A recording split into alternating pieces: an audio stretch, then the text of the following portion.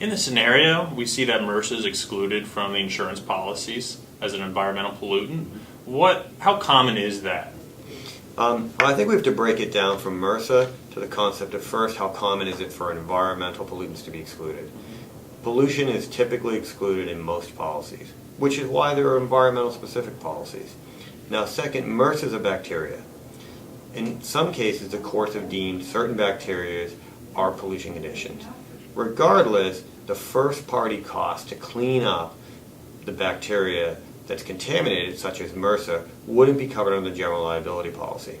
The pollution or environmental insurance industry created an environmental health care policy that focuses on providing both traditional pollution coverage and coverage for the remediation of MRSA or other healthcare acquired infections so that you can clean up that site and get coverage that you don't have under other policies.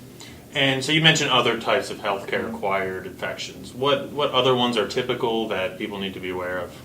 There are a handful of bacteria that in the healthcare systems and the buildings and facilities can cause people to get sick. One of them is Legionella. Legionella is specifically covered and called out in most pollution policies.